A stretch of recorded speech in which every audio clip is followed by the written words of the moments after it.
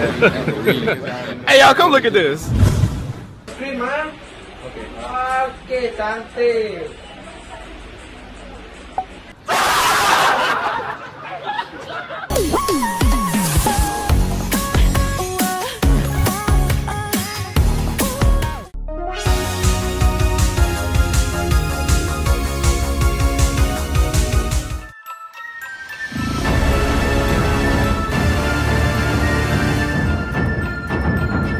Assalamualaikum guys, welcome back. Baru video sebelum ni aku gila kepala pasal KKM.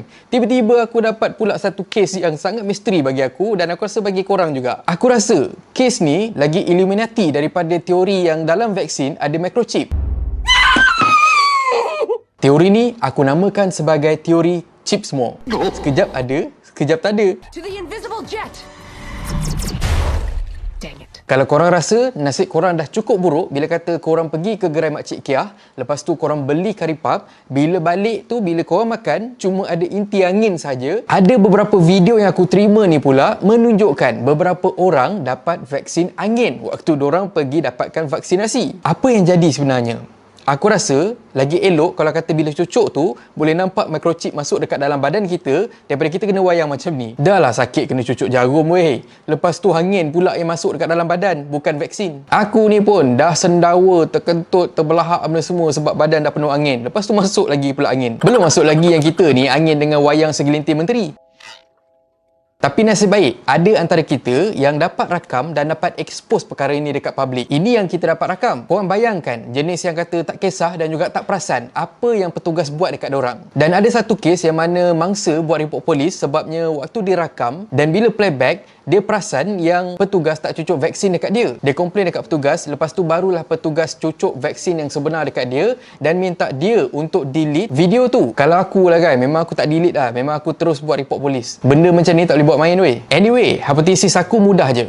Aku masih lagi husnuzon yang perkara ni tak berkaitan dengan KKM. Tapi mungkin aktiviti individu ataupun kumpulan. Berkemungkinan petugas ataupun mereka yang terlibat dengan pengagihan vaksin. Pertama, mungkin ada antara mereka yang seludup keluar vaksin ni untuk dijual dekat orang lain. Aku yakin setiap daripada vaksin ni dikira dan juga diagihkan ikut data yang diterima oleh KKM. Mungkin cukup-cukup ataupun mungkin ada sikit ekstra sekiranya ada apa-apa yang berlaku. Jadi, tak ada ruang untuk vaksin ni diambil keluar sesuka hati kecuali diberikan kepada mereka yang dah pun mendaftar.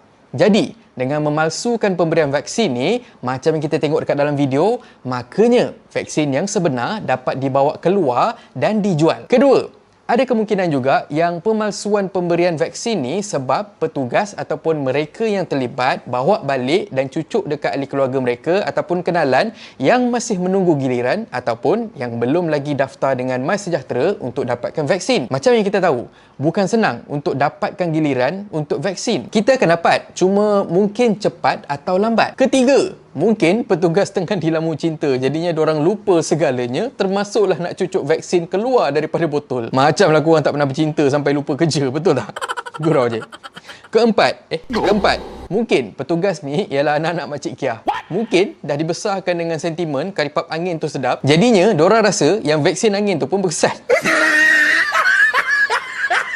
On serious note, aku harap kerajaan dan juga Kementerian Kesihatan Malaysia ambil serius pasal apa yang berlaku dan juga siasat sampai dapat siapa dalang dan macam mana kawalan sangat lemah sampai perkara macam ni boleh berlaku. Aku memang harap akan ada tindakan daripada KKM sebab perkara macam ni sebenarnya mencalakan kredibiliti dan juga memalukan petugas yang betul-betul buat kerja dorang. Dan aku risau kalau tak ada tindakan, orang luar akan skeptikal dengan petugas walaupun sebenarnya dalam 1000 orang mungkin 1 ataupun 2 saja yang bermasalah. Kita rakyat bukan budak kecil tau, bukan umur 2-3 tahun yang boleh kena kencing ataupun dimainkan dan kita tak sedar. Kita rakyat ada otak dan kita sokong inisiatif kerajaan untuk sama-sama divaksin dan juga imun kepada virus COVID-19. Tapi daripada video yang viral macam ni, jangan sampai nanti anti-vaksin ataupun golongan yang tak percaya COVID-19 ni wujud gunakan isu ni untuk hasut lagi rakyat. Cukuplah kami ditipu oleh Makcik Kiah dengan karipap angin. PKPD ketat tapi juga masuk angin. Sekarang ni timbul pula isu vaksin angin. Jangan pula nanti kita dapat kerajaan angin kosong. Dan akhir kata pepantun,